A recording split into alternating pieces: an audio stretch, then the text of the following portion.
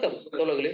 பாலஸ்தீன் மீதான இனப்படுகொலை போர் துவங்கி இன்றோடு 266 நாட்களாகிறது. இந்நிலையில் கடந்த 3 நாட்களாக பல நிகழ்வுகள் நடந்துள்ளன. உலகம் முழுவதும், மிக குறிப்பாக தென் அமெரிக்காவிலும் குறிப்பான சம்பவங்கள் நடந்துள்ளன. அதை குறித்து அனைத்தையும் ஒவ்வொன்றாக நாம் இன்று பார்க்க இருக்கிறோம். நம்மோடு தோழர் செந்தில் அவர்கள் இணைந்திருக்கிறார். வணக்கம் செந்தில் தோழர். வணக்கம் தோழர். தோழர், நம்ம கடைசியா பேசினது வந்து அந்த ரஷ்யா உடைய கப்பல் வந்து கியூபா போனது. அதுக்கப்புறம் அங்க நடக்கக்கூடிய அந்த நிகழ்வுகள பேசியிருந்தோம். அதன் பிறகு நிறைய தகவல்கள், நிறைய நிகழ்வுகள் நடந்திருக்குது. இன்னும் குறிப்பா இன்னைக்கு வந்து ஈரான் தேர்தல் நடக்குது. 2 நாளைக்கு முன்னாடி இதுல ஒரு கூப்பா வட்டம் நடந்திருக்கு பொலிவியால. அதேபோல இதுல அ இனப்படுகொலைன்றது கடுமையா அ தொடர்ந்துகிட்டே இருக்கு வழக்கம் போல. அதேபோல தாக்குதலும் இஸ்ரேல் ராணுவத்து மேல தாக்குதலும் நடந்துகிட்டே இருக்கு. இது ஒவ்வொரு தகவலும் கொஞ்சம் என்ன நடந்திருக்கு இந்த ஒரு 4 நாள்ல இத பத்தி கொஞ்சம் சொல்லுங்களேன்? அ பல விஷயங்கள்ல நான் முதல் முதல்ல வந்து பேச வேண்டிய ஒரு மிக முக்கியமான விஷயமா பார்க்கறது, அசாஞ்சோடைய விடுதலை. அசாஞ்ச் வந்து ஜூலியன் அசாஞ்ச் வந்து விடுதலை செய்யப்பட்டிருக்காரு. ஆ அது வந்து அவரு அதுக்கு பின்னாடி பெரிய அ வலைப்பின்னல்கள்லாம் பின்னி கடைசியா அ யுனைட்டட் ஸ்டேட்ஸ் உடைய ஸ்டேட் டிபார்ட்மென்ட்க்கு பணிஞ்சு தான் போகணும் அப்படிங்கிற ஒரு கட்டாயத்தின் பேர்ல வந்து ஒரு டிமாண்ட் வச்சு அத பூர்த்தி பண்ணா மட்டும் தான் வந்து விடுதலை பண்ண முடியும் அப்படிங்கிற அளவுக்கு வந்து கொண்டு வந்துட்டாங்க. ஸோ அத வந்து அவருடைய அ வழக்கறிஞர்கள் குழுங்கிறது பார்த்துட்டு, இல்ல இது வந்து இத நம்ம விட்டுட்டோம்னாக்க, இந்த சான்ஸ வந்து மிஸ் பண்ணிட்டோம்னாக்க, அ அகைன் நம்ம இது எப்போ இவருடைய ஹெல்த் ரொம்ப மோசமாயிடுச்சு. மென்டல் ஹெல்த் ரொம்ப மோசமாயிடுச்சு. ஸோ, அதனால இவர இழக்க வேண்டியிருக்கும் அப்படிங்கிற இடத்துல வந்து அவங்க வந்து அக்ரி பண்ண வேண்டிய சூழ்நிலையில் தள்ளப்பட்டுட்டாங்க. அந்த இடத்துல அமெரிக்க ஹிஜோமனிங்கிறது தன்னுடைய அந்த அ ஆணவத்த வந்து வெளிப்படுத்தின இடமா நம்ம பார்க்க முடியுது. ஸோ, அது முழுமையா வந்து தன்னுடைய ஆணவத்த வெளிப்படுத்தணுங்கிறதே வந்து பிரதான நோக்கமா வச்சு அதுல செயல்பட்டத வந்து அது வெளிப்படுத்தியிருக்கு. அதுல வந்து அவரு அ அதாவது அவங்க குடுக்குற ஃபர்ஸ்ட் அமெண்ட்மென்ட். அமெரிக்கன் சிட்டிசன்ஸ் குடுக்குற ஃபர்ஸ்ட் அமெண்ட்மென்ட். இவரு அமெரிக்கன் சிட்டிசன் கிடையாது. இவர எந்த வகையிலும் வந்து அவங்க தண்டிக்க முடியாது. ஏன்னா, அமெரிக்காவுடைய ஜூரிஸ்டிக்ஷனுக்குள்ள இவரு வரமாட்டாரு. இவரு ஒரு பத்திரிகையாளர். பத்திரிகையாளர்ங்கிறவரு வந்து ஒரு தகவல வந்து பிரசுரம் பண்றது எந்த வகையிலும் குற்றம் கிடையாது. அதையும் சர்வதேச அளவுல பத்திரிகை துறைங்கிறது அந்த மாதிரி தான் வந்து இயங்குது. ஸோ அந்த இடத்துல தான் வந்து இவருடைய பத்திரிகை துறையில இவரு பண்ண அந்த கரேஜியஸான ஹீரோயிசம்ங்கிறது அமெரிக்காவுடைய அ அ வார் கிரைமு, சர்வதேச மனித உரிமைக்கு எதிரா வந்து செயல்பட்டது. இது எல்லாத்தையுமே வந்து வெளிப்படுத்தியிருந்தாரு. ஈவன் வந்து அவங்களுடைய பப்ளிக்குக்கு தெரியாம இந்த விஷயங்கள் எல்லாமே வந்து அமெரிக்கன் அரசாங்கம் பண்ணிக்கிட்டு இருக்குங்கிறத, அந்த பப்ளிக்குக்கு வந்து தெளிவுபடுத்தி காட்டியிருந்தாரு. ஸோ இதுதான் அவரு பண்ண குற்றம். இப்ப இந்த குற்றம் வந்து அவங்களுடைய ஃபர்ஸ்ட் அமெண்ட்மென்ட் ரைட்ஸ். அதாவது அந்த மக்களுக்கு அமெரிக்கா அ ஜனநாயகத்துல குடுக்கப்படுற உரிமைங்கிறது free to expression, free to speech, free to இன்னும் குறிப்பா சொல்லப்போனா அந்த ஃபர்ஸ்ட் அமெண்ட்மென்ட்ங்கிறது ஜர்னலிஸ்ட் ஃபீல்டுக்கு வந்து ரொம்ப ரொம்ப அவசியமானது. ஏன்னா, அதன் மூலமா தான் வந்து அவங்க அக்கவுண்டபிளா கொண்டு வர முடியும் அரசாங்கத்த. அரசாங்கம் பண்ற தவறுகளுக்கு பொறுப்புக்கூறல்ங்கிறது அவங்க வெளியிடும்போது தான் வந்து நடக்கும். ஆனா, இன்னைக்கு பெரும்பாலும் வந்து அமெரிக்க மீடியாங்கிறது எப்படி இயங்குதுங்கிறது நமக்கு தெரியும். ஸ்டேட் டிபார்ட்மென்ட்டோடைய செக்யூரிட்டி அப்பராட்டஸ் உடைய ஒரு டூலா தான் வந்து அமெரிக்காவுல வந்து ஸ்டேட் டிபார்ட்மென்ட்ங்க இது பத்திரிகை துறைங்கிறது இயங்குது. அதற்கு விதிவிலக்கா வந்து செயல்பட்டவர் தான் ஜூலியன் அசாஞ்சு. அவரு வந்து ஆஸ்திரேலியாவுடைய பிரஜையா இருந்தாலும், உலகம் முழுக்க அமெரிக்கா நடத்துற இந்த போர்க்குற்றங்கள், ஆ அ தவறான நடவடிக்கைகள் அப்படிங்கிறத வந்து வெளிச்சம் போட்டு காட்டினாரு. அவருக்கு கிடைச்ச சோர்ஸ்ங்கிறது அமெரிக்காவுல நேஷனல் இதுல வந்து வொர்க் பண்ண அந்த செக்யூரிட்டி அப்பராட்டஸ்ல வொர்க் பண்ண பிராட்லி மேனிங்கிறவங்க வந்து குடுத்தது தகவலு. அத தான் வந்து அவரு பிரசுரிச்சிருந்தாரு. ஸோ அது எந்த வகையிலயும் குற்றம் கிடையாது. ஆனா அமெரிக்கா அத குற்றமா வந்து நிலைநிறுத்தி, அது வந்து அதாவது கான்ஸ்பிரசி டூ அ நேஷனல் டிஃபென்ஸ வந்து எக்ஸ்போஸ் பண்றதுக்கு கான்ஸ்பிரசில வந்து ஈடுபட்டது. அந்த விசில் ப்ளோவருக்கு வந்து சோர்ஸ வந்து என்கரேஜ் பண்ணி தகவல்கள வெளியில கொண்டு வந்ததுங்கிறது குற்றமா வந்து எஸ்பியானாஜ் ஆக்ட், அதாவது தேசவிரோத குற்றமா வந்து அக்செப்ட் பண்ண வச்சுட்டு, அவர வந்து ஒத்துக்க வச்சுட்டு, அதுக்கப்புறம் வந்து டீல் பேசி முடிச்சிருக்கிறாங்க. அவர வந்து விடுதலை பண்றோம் அப்படின்னு சொல்லிட்டு. ஸோ இது வந்து அமெரிக்காவுடைய ஹியூப்ரஸான ஒரு நடவடிக்கை. இது அமெரிக்காவுடைய ஆணவத்த வந்து வெளிப்படுத்துற ஒரு விஷயம். எந்த ஒரு லீகலா உங்களுக்கு எ எந்த எந்த அவசியம் இல்லன்னாலும், எங்களுடைய கட்டுப்பாட்டுல நீங்க இருந்து தான் ஆகணும். பத்திரிக்கையாளர்கள்ங்கிறவங்க உங்க இஷ்டத்துக்கு நீங்க செயல்பட முடியாது. எங்களுக்கு எதிரா செயல்பட்டீங்கன்னா, அதுக்கு வந்து நாங்க கடுமையான நடவடிக்கைகள் எடுப்போம். உங்களால வந்து தப்பிக்க முடியாது அப்படிங்கிறத தான் வந்து வெளிப்படுத்தியிருக்கிறாங்க. அ அந்த கட்டாயத்தின் மூலமா. அந்த கட்டாயத்த வந்து ஏற்படுத்தி அவர வந்து கையெழுத்து வாங்கி தான் வந்து இந்த கேஸ்லேருந்து விடுதலை பண்ணியிருக்கிறாங்க. அவருடைய வழக்கறிஞர்கள் சொல்லியிருக்கிறாங்க, இந்த இந்த சைன் பண்ணதுல எந்த வகையிலயும் இவருடைய பிரசுரிக்கப்பட்ட தகவல்கள மீள்பெறுறதுக்கான எந்த ஷரத்துகளும் கிடையாது. ஸோ, அதனால வந்து விக்கிபீடியா, அதாவது விக்கிலீக்ஸ்ங்கிறது முழுமையா வந்து தொடர்ந்து இயங்கும் அப்படின்னு சொல்லி தெளிவுபடுத்தியிருக்கிறாங்க. ஆ அதற்காகவே நான் பல தகவல்கள் நேத்திக்கு எடுக்க வேண்டியிருந்தது. ஏன்னா, ஒருவேள வந்து விக்கிலீக்ஸ் உடைய அ இணையதளம் முடக்கப்பட்டு அந்த தகவல்கள் வெளிய போயிருச்சுன்னா, நமக்கு தேவையான பல தகவல்கள் எடுக்க வேண்டியிருந்ததுனால, நேத்து ரொம்ப நேரம் வந்து எடுக்க வேண்டிய கட்டாயத்துக்கு தள்ளப்பட்டேன். ஸோ, ஏன்னா பல விஷயங்கள் அதிலேருந்து தான் நம்ம வந்து எடுக்கிறோம். ஏன்னா, இவருடைய அந்த உண்மையை வெளிக்கொணர்ந்ததுங்கிறது, பல்வேறு சம்பவங்கள நம்ம புரிஞ்சுக்கிறதுக்கு மிக மிக அவசியமானது. அவசியமானதா இருக்கு. சர்வதேச அரசியல புரிஞ்சுக்கிறதுக்கு ரொம்ப ரொம்ப அவசியமானதா இருக்கு. இவர் சொன்ன உண்மைகள் தான் வந்து இன்னைக்கு உலகத்தினுடைய அரசியல் புரிதலுக்கு, நம்மள மாதிரி ஆட்கள் அரசியல புரிஞ்சுக்கிறதுக்கு வந்து ரொம்ப ரொம்ப அவசியமானதா இருக்கு. ஸோ அந்த வகையில வந்து நமக்கும் வந்து இவரு ஒரு மிக மிக முக்கியமான ஒரு ஹீரோ. ஏன்னா நம்ம பேசுற அரசியலுக்கும் அடிப்படையா இருக்கிறது இவருடைய எக்ஸ்போஸே தான். இவரு எக்ஸ்போஸ் பண்ணலைன்னா, நமக்குமே இந்த விஷயங்கள் எதுவுமே பெருசா தெரிஞ்சிருக்காது. இன்னைக்கு உலக நாடுகள்ல இந்த டிசென்ட் வாய்ஸஸ் வந்து தகவல் தேடுறதுங்கிறது, இவருடைய தளத்தில இருந்து தான் வந்து அவங்க எடுக்குறாங்க. இவருடைய எக்ஸ்போஸேல இருந்து தான் அவங்களுடைய கருத்துகள் வந்து அவங்களால வந்து அ பதிவு பண்ண முடியுது. பத்திரிகை துறையில பலர் வந்து இவருடைய தகவல்கள் மூலமா தான் அவங்களுடைய பத்திரிகை அ பணியையே வந்து செய்யக்கூடிய சூழல் இருக்கு. அந்த அளவுக்கு இம்பார்ட்டன்டான ஃபிகர். அவர வந்து பணிய வைக்கணுங்கிற ஒரே ஒரு இது, தனக்கு எதிரா வந்து யாரும் செயல்பட்டுட்டு அன்அக்கவுண்டபிளா போக முடியாது அப்படிங்கிறத வெளிப்படுத்தும் விதமா தான் அவருக்கு எதிரான இந்த நடவடிக்கைய வந்து அமெரிக்க அரசாங்கம் பண்ணியிருக்கு. அவர் 15 வருஷம் ஜெயில்ல இருந்திருக்கிறாரு. எக்குவடாரியன் எம்பசில 5 ஆண்டுகளுக்கு மேல வெளியிலேயே வர முடியாம சிக்கியிருந்தாரு. அவர கொலை பண்றதுக்கான முயற்சிகள் நடைபெற்றுச்சு. அமெரிக்க அரசாங்கம் சிஐஏ உடைய தலைவரா இருந்த மைக் பம்பேயோ வந்து நேரடியா இவர கொலை பண்றதுக்கான உத்தரவு பிறப்பிச்சு, அது வந்து எக்ஸ்போஸ் ஆச்சு. கிரே ஜோன் தான் அத வந்து எக்ஸ்போஸ் பண்ணுச்சு. ஸோ கிரே ஜோன் வந்து இதுல முக்கியமான ரோல் வந்து ப்ளே பண்ணியிருக்கு. ஸோ அதேபோல யாஹூ நியூஸ் வந்து ஒரு மிக முக்கியமான எக்ஸ்போஸே, அது ரிலேட்டடா வந்து ஃபர்தரா வந்து அத எக்ஸ்போஸ் பண்ணது வந்து யாஹூ நியூஸ். ஸோ இப்படி பல பத்திரிகை துறை சார்ந்தவர்கள் வந்து இவருடைய வழக்குக்கு ரொம்ப அவசியமானவர்களா இருந்திருக்கிறாங்க.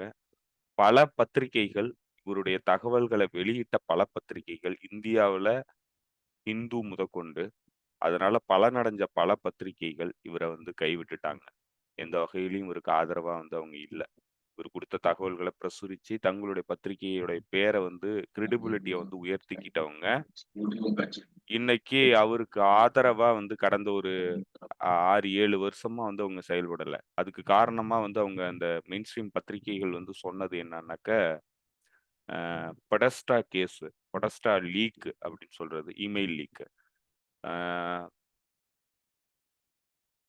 அ போன, அதாவது ட்ரம்ப் எலக்ஷன் டயத்துல 2016 எலக்ஷன் கேம்பெயின் டயத்துல ஹில்லரி கிளின்டனுடைய கேம்பெயின் அட்வைசரா இருந்தவரு, கேம்பெயின் தலைவரா இருந்தவர் வந்து அ பகிர்ந்து கொண்ட, அவரு வந்து நிதி திரட்டுனதுக்கான ஆதாரங்கள அவருடைய இமெயில் வந்து யாரோ ஹேக் பண்ணி இவருக்கு குடுத்தாங்க. அத வந்து விக்கிலீக்ஸ் வந்து ரிலீஸ் பண்ணுச்சு. ஸோ, அதுக்கு வந்து காரணம், அது ஹேக் பண்ணது ரஷ்யாவுடைய உளவுத்துறை. ரஷ்யா கிட்ட இருந்து அந்த தகவல்கள பெற்று தான் வந்து இவரு வெளியிட்டார் அப்படின்னு சொல்லி ஒரு குற்றச்சாட்ட வச்சு, இவரை வந்து டீமனைஸ் பண்ணாங்க. ரஷ்யாவுடைய டூலா செயல்படுறாரு அப்படின்னு சொல்லி குற்றச்சாட்டு வச்சாங்க. அதனைத் தொடர்ந்து பல மெயின் ஸ்ட்ரீம் மீடியாக்களுடைய ஜேர்னலிஸ்ட் இவருக்கு எதிரான பிம்பச்சிதைவு பிரச்சாரத்துல வந்து கடுமையா ஈடுபட்டிருந்தாங்க.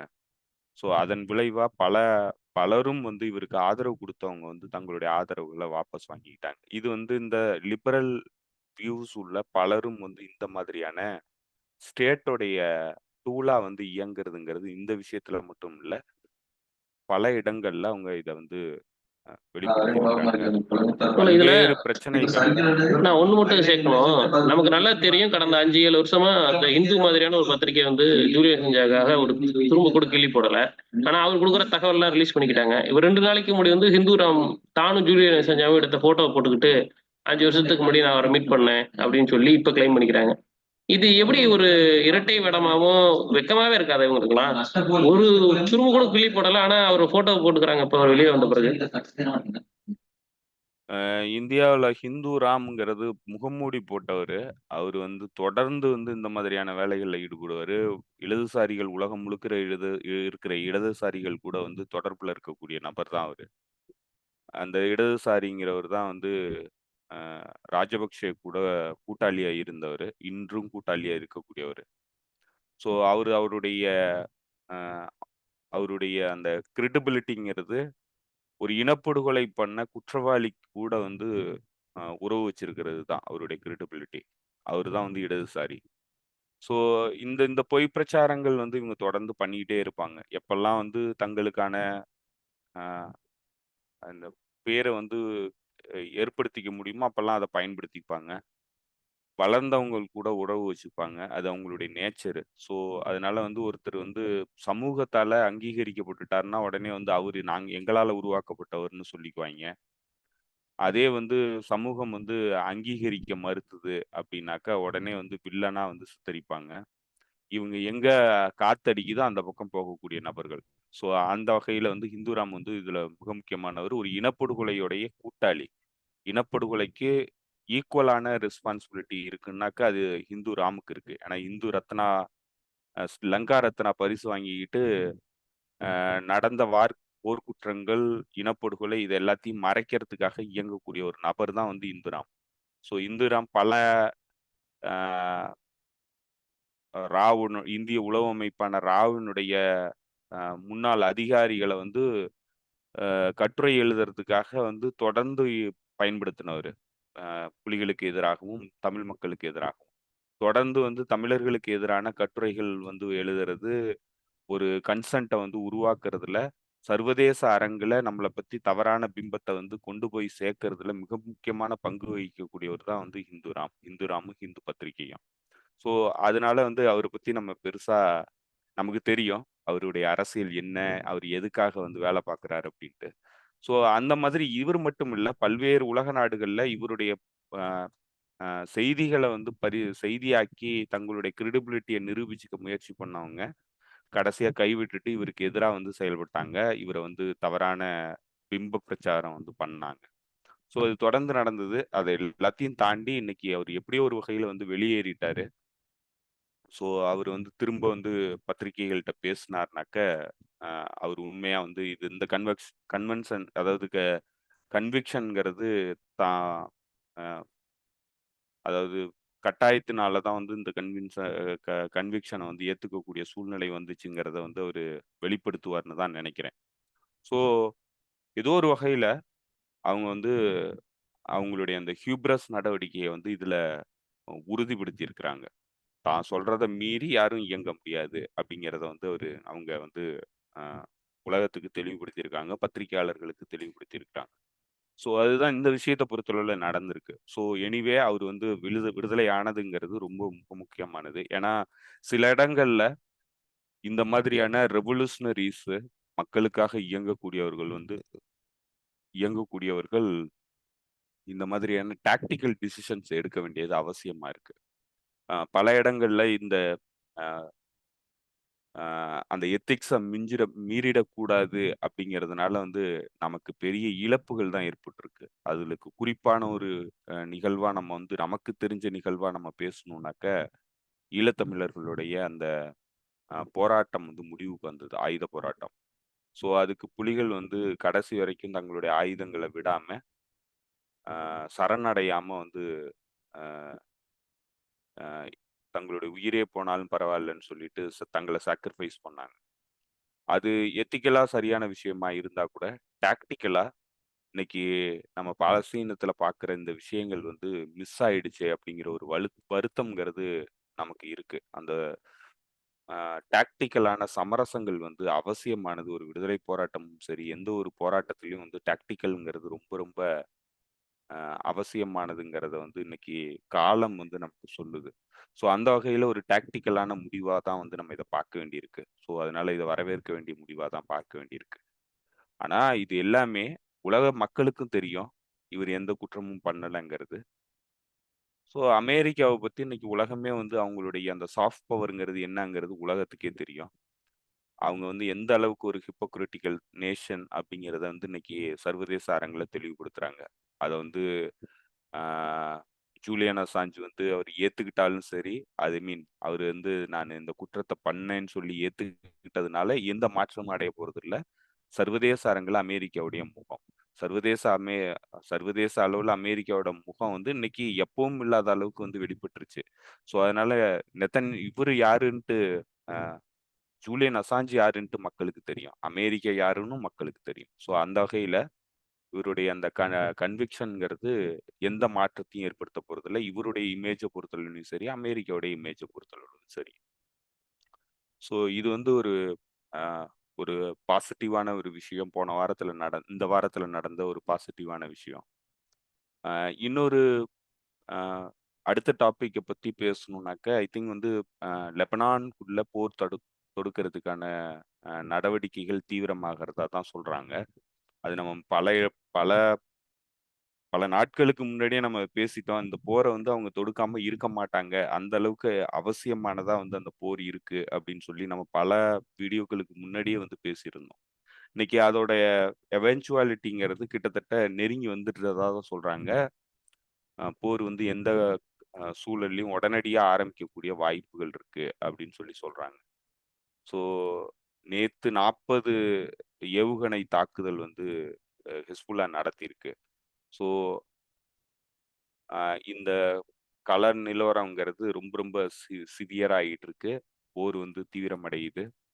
ஹிஸ்புல்லா கூட போர் தொடுக்கிறதுக்கான எல்லா வேலைகளும் ஆரம்பிச்சிருச்சு. அ இஸ்ரேல் அரசாங்கம் போர தொடுக்க போகுதுங்கிறது தான் தெளிவா தெரியுது. அதே மாதிரி அ ஆக்சிஸ் ஆஃப் ரெசிஸ்டன்ஸ பொறுத்தளவுல அ சில முக்கியமான நிகழ்வுகள், மிக முக்கியமான நிகழ்வுகள் நடைபெற்றிருக்கு. யமன் அன்சாரல்லா அமைப்பு அ ஆ மெடிட்ரேனியன்ல ஹைஃபா போர்ட் பக்கத்துல வந்து ஒரு கப்பல தாக்கியிருக்கு. இஸ்ரேலோட கப்பல. அதுக்கு பயன்படுத்தின வெப்பன்ங்கிறது ஹேட்டம் 2 அப்படிங்கிற ஒரு ஹைப்பர்சோனிக் மிசைல்ஸ் வந்து பயன்படுத்தியிருக்கு. ஹைப்பர்சோனிக் மிசைல்ஸ் ஃபர்ஸ்ட் டைம் வந்து அது அ ரிவீல் பண்ணியிருக்கிறது இதான். இதுக்கு முன்னாடி வந்து பேச்சு வாக்குல வந்து வந்துகிட்டு இருந்ததே தவிர, நேரடியா வந்து அந்த மிசைல வந்து வெளியில காட்டல. நேற்று வந்து அந்த வீடியோ வெளியில வந்துருச்சு. ஆ அது வந்து ஹைப்பர்சோனிக் மிசைல்ஸ் பயன்படுத்துனுச்சுங்கிறதுக்கு. இந்த ஹைப்பர்சோனிக் மிசைல்ஸ்ல இன்னொரு கூடுதல் தகவல் என்னன்னா, இது வந்து சாலிட் ஃபியூயல், மொபைல் ஃபியூயல்ம்பாங்க. அதாவது திட திட எரிபொருள். திட எரிபொருள் பயன்படுத்தி இந்த தாக்குதல வந்து நடத்தியிருக்கு. திட எரிபொருள் பயன்படுத்துற இந்த டெக்னாலஜி வந்து பயன்படுத்தியிருக்கு இந்த ஹைப்பர்சோனிக் மிசைல்ஸ்க்கு. ஸோ இதனுடைய முக்கியத்துவம் என்னன்னா, மிலிட்டரி பாயிண்ட் ஆஃப் வியூல இந்த திட எரிபொருள் பயன்படுத்துறதுங்கிறது, அ அதனுடைய அ விசிபிலிட்டிய வந்து குறைக்குது. ஏன்னா, அதனுடைய டேங்க் வந்து திட எரிபொருள் பயன்படுத்தும்போது, டேங்கோட சைஸ் வந்து ரொம்ப சின்னது. ரொம்ப தூரம் போனாலும் டேங்க் வந்து ரொம்ப சின்னது. திரவ எரிபொருள் பயன்படுத்தும்போது, டேங்க் வந்து பல டேங்குகள் வந்து வேணும். ஸோ, எண்ணெய் மூலமா தான் எரிஞ்சு அது போறதுனால, பல டேங்குகள் வந்து தேவைப்படும். ஸோ, அப்ப அதனுடைய சைஸும் வந்து பெருசா இருக்கும். ஸோ, அதனால அது வந்து ரேடார்ல வந்து சிக்கறதுக்கான வாய்ப்புகள் அதிகம். இது வந்து ரேடார்ல சிக்கறதுக்கான வாய்ப்புகள் மிக மிக குறைவு.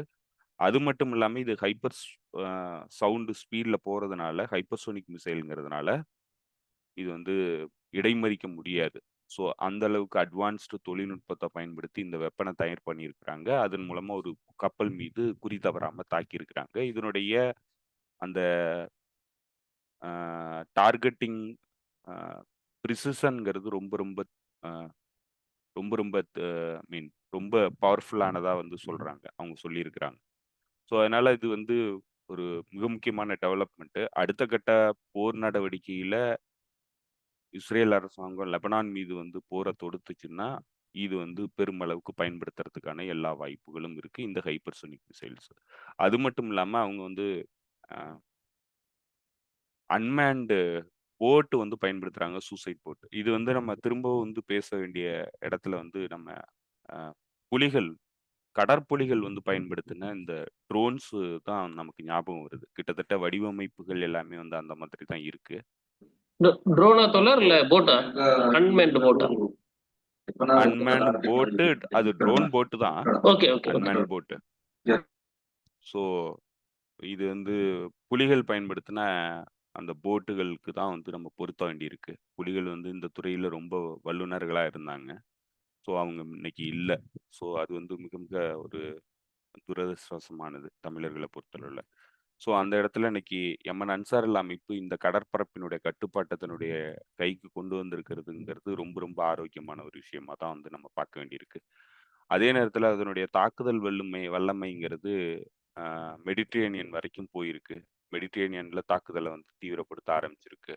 இப்போ மெடிட்டரேனியன்ல தாக்குதல் தீவிரப்படுத்துறதும், லெபனான் மீதான போர் தொடுக்கிறதுக்கான ஆயத்த பணிகள்ல இஸ்ரேல் அரசு ஈடுபடுறதுங்கிறதும் ஒரு தொடர்புடையதா தான் பார்க்க வேண்டியதா இருக்கு. ஸோ அதனால இதெல்லாம் திட்டமிட்டு தெளிவா தான் வந்து அவங்க ஸ்ட்ராட்டஜிக்கலா வந்து வேலை பார்க்குறாங்கங்கிறது நமக்கு தெளிவா தெரியுது. திரும்ப ஈராக்கு, ஆப்கானிஸ்தான், சிரியா அங்கிருந்து ஆட்கள் நெறைய வர்றதுக்கான பேச்சுவார்த்தைகள் மிக கடுமையா நடந்துட்டு இருக்கறதா சொல்றாங்க. ஒருவேளை நீங்க சொல்ற மாதிரி கன்ஃபார்ம்டா வந்து தவிர்க்க முடியாத அ இது அறிவிக்குது, போர் அறிவிக்குது லெபனான் மேல அப்படின்னா, கண்டிப்பா வந்து அவங்க எல்லாரும் உள்ள வருவாங்க அப்படின்னு சொல்லுது. அது வந்து ஒரு 1,00,000 பேர் வரைக்கும் வர்றதுக்கு வாய்ப்பு இருக்கு அப்படின்றாங்க. அத பத்தி ஏதாவது தகவல் இருக்கா? அது நம்ம ஏற்கனவே பேசுன மாதிரி, இப்போ பல அ பார்ட்னர்ஸ் வந்து அதுக்கு உதவி பண்ண தயாரா இருக்கிறாங்க. அத வெளிப்படையாவே அறிவிச்சிருக்கிறாங்க. அ ஈராக்ல இருக்கிற அ நுஜாரா அமைப்பு. ஸோ அதே மாதிரி இன்னும் ஈராக்ல இருக்கிற பல அந்த பாப்புலர் மொபிலைசேஷன் யூனிட்ல இருக்கிற பல அமைப்புகள் வந்து அதுக்கு அ தங்களுடைய விருப்பத்த தெரிவிச்சிருக்கிறாங்க. ஹிஸ்புல்லா தான் வந்து அத முடிவு பண்ணணும். ஸோ அதனால வந்து அவங்க வர்றதுங்கிறது தவிர்க்க முடியாதது. ஏன்னா வந்து அதுல பல சிக்கல்கள் இருக்கு. ஏன்னா அந்த போர் வந்து லெபனான் ஃப்ரண்ட்ல வந்து நிக்க போறது இல்ல. ஒருவேள வந்து லெபனான் ஃப்ரண்ட்ல இந்த போர் ஆரம்பிச்சதுன்னா, இந்த போர் வந்து விரிவடையும். லெபனான் ஃப்ரண்ட்டோட நிக்காது. அடுத்து சிரியா நோக்கி நகரும். சிரியா நோக்கி நகர்னுச்சுன்னா, அப்புறம் அடுத்து வந்து ஈராக்ல இருக்கிற பாப்புலர் மொபிலைசேஷன் யூனிட்டும் வந்து பாதிப்புக்குள்ளாகும். ஸோ அதனால இந்த இந்த ஸ்ட்ராட்டஜிங்கிறது இவங்க வந்து ஒவ்வொரு கட்டமா வந்து நகர்த்துறாங்க இஸ்ரேல் தரப்பு. ஸோ அதனால இத வந்து ஆரம்பத்திலே எதிர்கொள்ள வேண்டிய இடத்துல தான் வந்து ஹெஸ்புல்லா தன்னுடைய தாக்குதல ஆரம்பத்திலே ஆரம்பிச்சது. ஸோ அதே தான் இன்னைக்கு பாப்புலர் மொபிலைசேஷன் யூனிட்டும் வந்து பண்ணுது. ஏன்னா ஹெஸ்புல்லாங்கிறது ரொம்ப ரொம்ப முக்கியமான பார்ட்னர் இந்த ஆக்சிஸ் ஆஃப் ரெசிஸ்டன்ஸ பொறுத்தளவுல. அதனால ஹெஸ்புல்லாவ வந்து அ பாதிப்புக்கு போகாத அளவுக்கு தடுக்கிறதுங்கிறது ஒரு பக்கம். ஏன்னா அவங்கள்ட்ட வந்து இவங்க ஜெயிக்கிறதுங்கிறது முடியாத காரியம் தான்.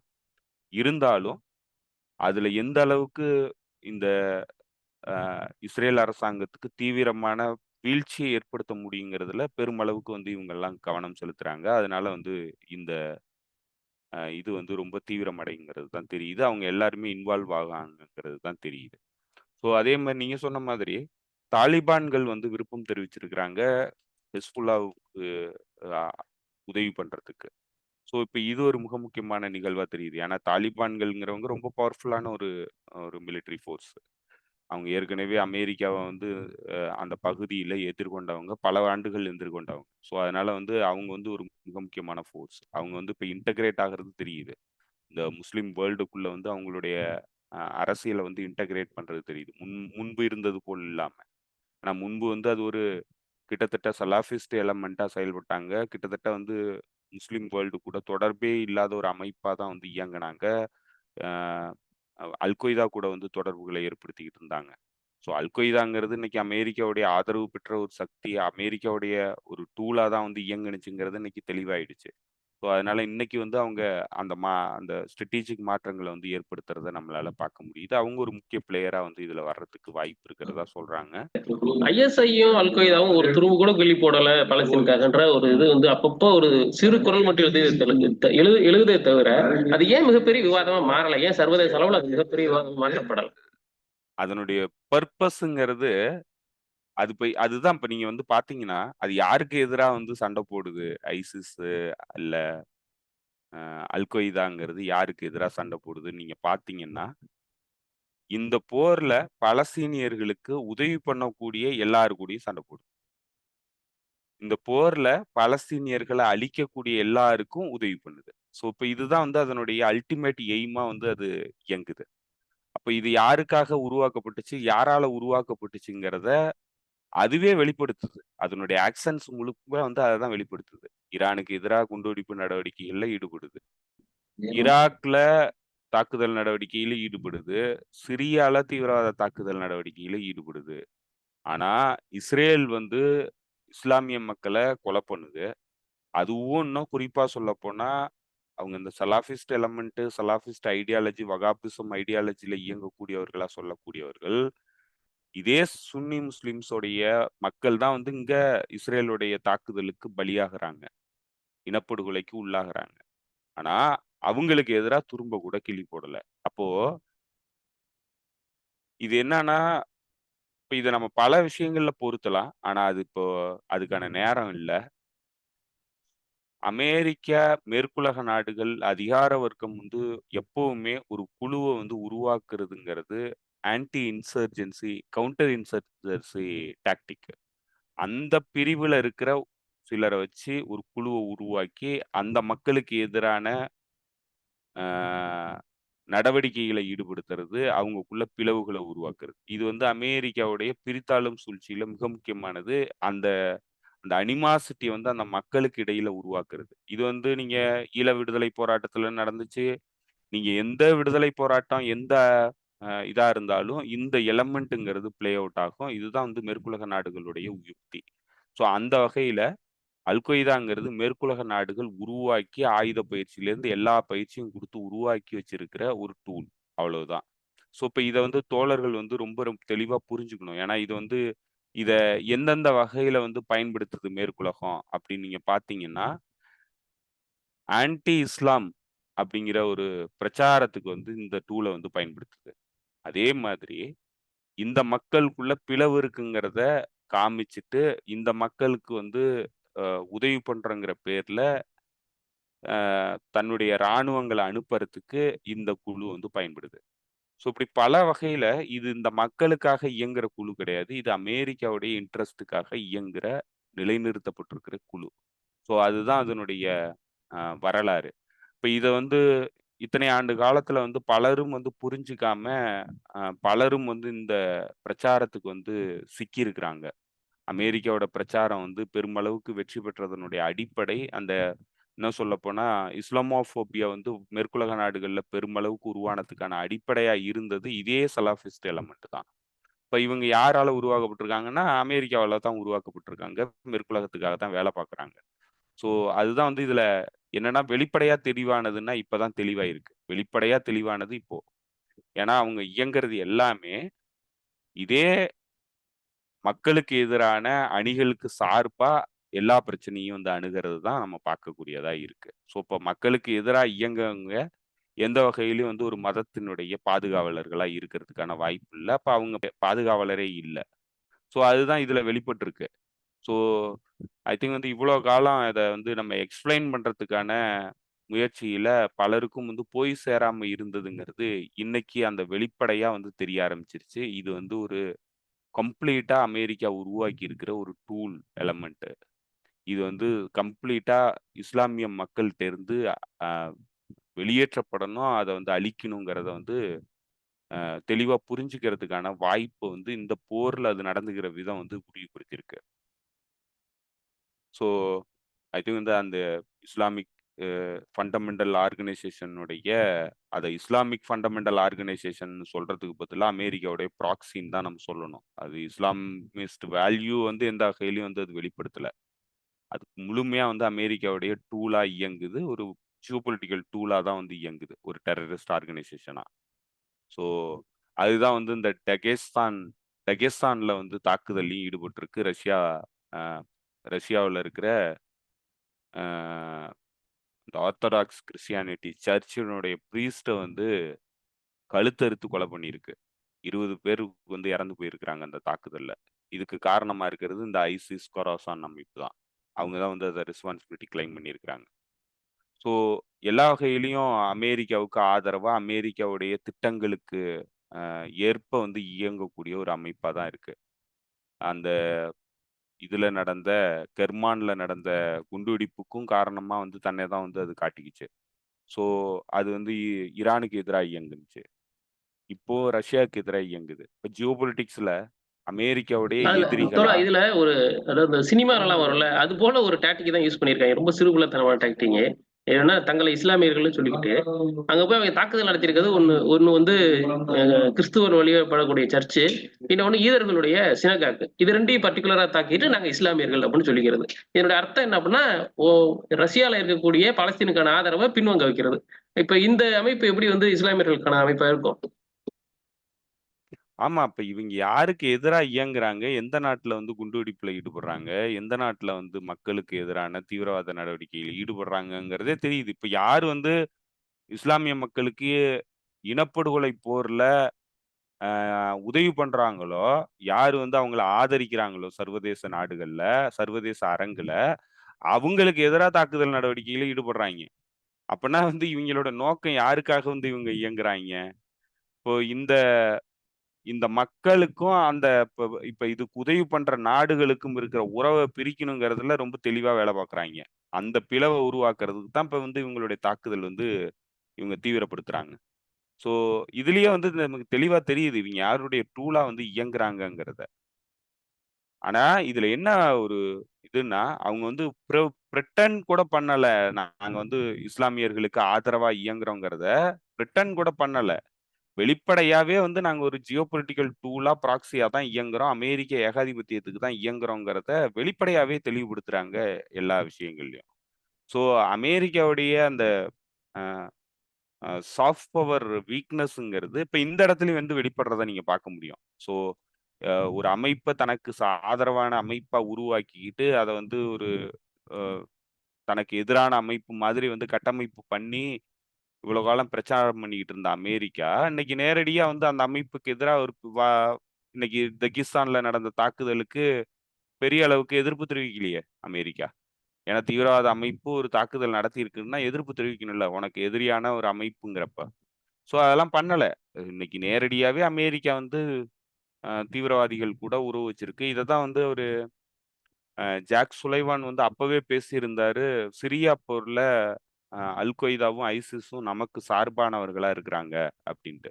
ஸோ அவங்க வெளிப்படையாவே வந்து அதெல்லாம் வந்து ஸ்ட்ராட்டஜிக்கா வந்து இந்த அமைப்பு தனக்கு ஆதரவான அமைப்புங்கிறத தெளிவா வந்து உணர்ந்திருக்கிறாங்க. அத தான் வந்து அவங்க உருவாக்குனதே அந்த பின்னணியில தான் உருவாக்கியிருக்கிறாங்க. ஸோ அத வெளிப்படையாவே வந்து அவங்க தெளிவுபடுத்துறாங்க. நம்ம வந்து இந்த அமைப்புகள் நமக்கு ஆதரவா இருக்கிறாங்க. நம்ம வந்து அவங்களுக்கு சப்போர்ட் தான் பண்ணணும் அப்டின்ட்டு. ஸோ அதுதான் இந்த இந்த இந்த பிரச்சனைகள்லயும் தெளிவுபடுத்தியிருக்கு. தெளிவுபட்டிருக்கு.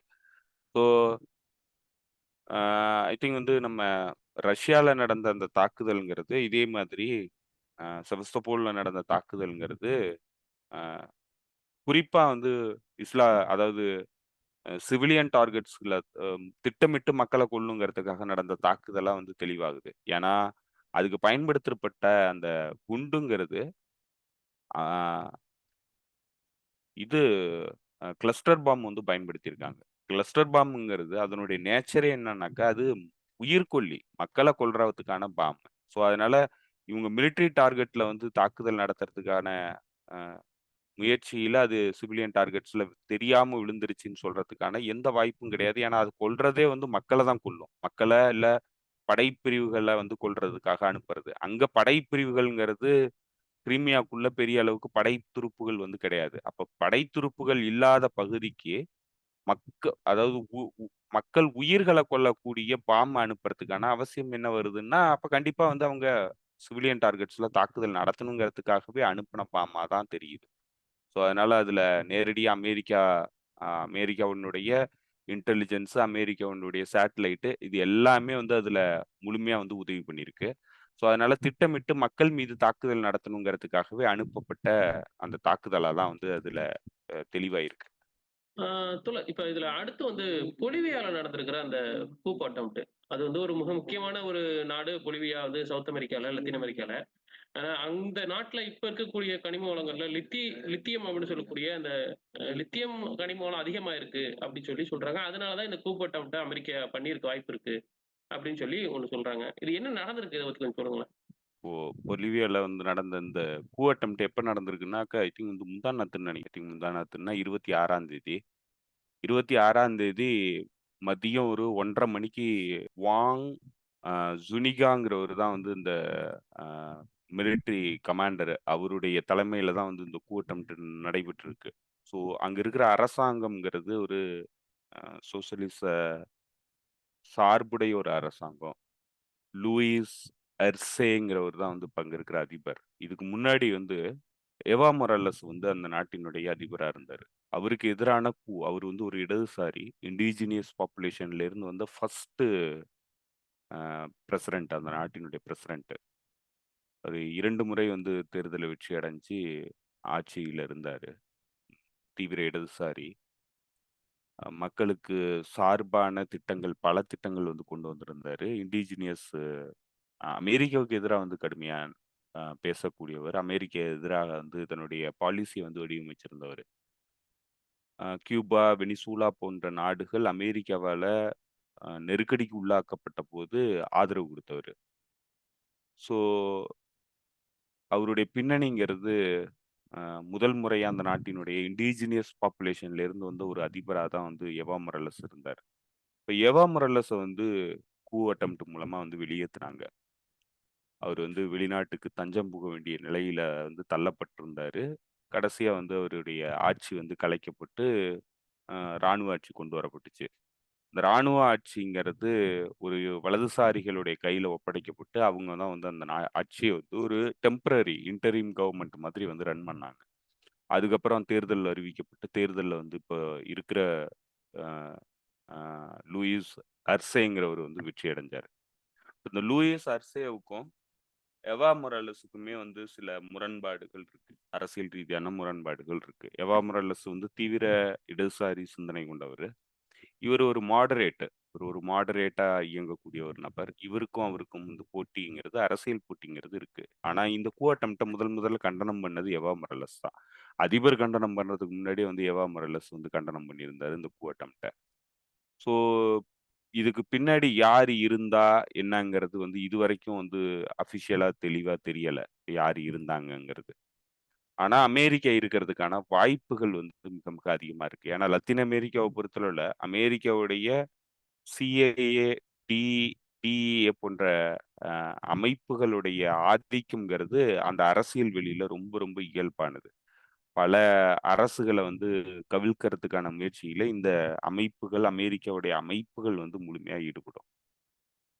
ஸோ அந்த பின்னணியில தான் வந்து இவருக்கு எதிரான நடவடிக்கைகள் வந்து அ நேத்து அரங்கேறியிருக்கு. அவரு கைது செய்யப்பட்டிருக்கிறாரு அந்த ஆ தளபதி. அவர கைது செஞ்சிருக்கிறாங்க. ராணுவம் வந்து முழுமையா வந்து அ அவருக்கு ஆதரவா இல்ல. அந்த தளபதிக்கு ஆதரவா இல்ல. அதனால ராணுவம் வந்து ஒத்துழைப்பு வழங்கல. அவர அரெஸ்ட் பண்ணிட்டாங்க. ஈவினிங் வந்து 6:30 மணிக்கு அந்த வந்து முடிவுக்கு வந்துருச்சு. மீண்டும் வந்து அவரு அதிபரா வந்து தொடர்றாரு லூயிஸ் அர்சே. ஸோ இதுதான் வந்து நடந்திருக்கு. இதுக்கு முன்னாடி 2019ல ஈவா மொராலஸ்க்கு வந்து வெளியேத்துனாங்க. இதே ராணுவங்கிறது ஈவா மொராலஸ வெளியேத்துனுச்சு. அதுக்கு பின்னணியா இருந்தது அமெரிக்கா. ஸோ அமெரிக்காவுடைய நடவடிக்கைகள்ங்கிறது அவங்களுடைய ஆதரவு சக்திகள்ல அவங்களுக்கு ஆதரவா இருக்கக்கூடிய ராணுவத்தினுடைய முக்கிய நபர்கள், இவங்க எல்லாரும் தான் வந்து அமெரிக்காவுடைய டூல்ஸா வந்து சர்வதேச அளவுல வந்து இயங்குறாங்க. பல நாடுகள்ல ஆப்பிரிக்கன் கான்டினென்ட்லயும் சரி, லத்தீன் அமெரிக்கன் கான்டினென்ட்லயும் வந்து இது பல இடங்கள்ல வந்து தொடர்ந்து இடம்பெறுற ஒரு நிகழ்வு தான். இது வந்து இந்த மோடஸ் ஆப்பராண்டிங்கிறது ஆப்பிரிக்காவுக்கும், அமெரிக்கா இது அ லத்தீன் அமெரிக்கன் நாடுகளுக்கும் வந்து ரொம்ப ரொம்ப இயல்பானது. தொடர்ந்து கிட்டத்தட்ட வந்து தசாப்தங்களா நடக்கக்கூடிய நிகழ்வுகள் தான். ஸோ அந்த வகையில பொலிவியாவுடைய அரசாங்கத்த வெளியேத்துறதுக்கான ஒரு நடவடிக்கை நேத்து நடைபெற்றிருக்கு. அதுல வந்து தோல்வி அடைஞ்சிருக்கு அந்த தரப்பு. ஸோ இதனுடைய முழுமையான தகவல்கள், இதுக்கு பின்னாடி யாரு இருந்தாங்க, என்னங்கிற விவரம் வந்து இப்போதைக்கு கிடைக்கிறதுக்கு வாய்ப்பில்ல. அது மேபி வந்து இன்னும் வாரங்கள் ஆகலாம், இல்ல வருஷங்கள் கூட ஆகலாம். ஸோ இப்ப வரைக்கும் கிடைச்சிருக்கிற தகவல்கள்ல, இந்த இந்த முயற்சி வந்து தோல்வி அடைஞ்சிருச்சுங்கிறது மட்டும் தான் வந்து உறுதியா தெரியுதே தவிர, இதுக்கு பின்னாடி யாரு இருந்தா என்னங்கிற தகவல்கள் வந்து இதுவரைக்கும் வெளியில வரல. அது ஒரு வேளை வந்து மீண்டும் ஏதாவது அ ரிவீல் பண்ணாங்கன்னா, WikiLeaks மாதிரி யாராவது வந்து ரிவீல் பண்ணாங்கன்னா மட்டும் தான் வந்து மக்களுக்கு தெரிய வரும்.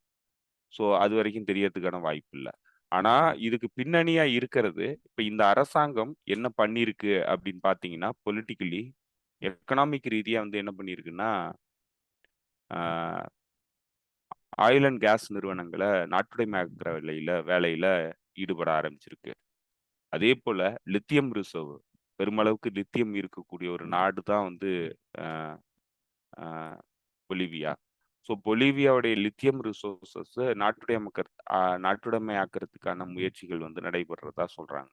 ஸோ இதெல்லாம் தான் காரணமா இருக்கு. ஏன்னா, அந்த நேச்சுரல் ரிசோர்ஸஸ்ங்கிறது அதுவும் ஸ்ட்ராடஜிக் இம்பார்ட்டன்டான நேச்சுரல் ரிசோர்ஸஸ்.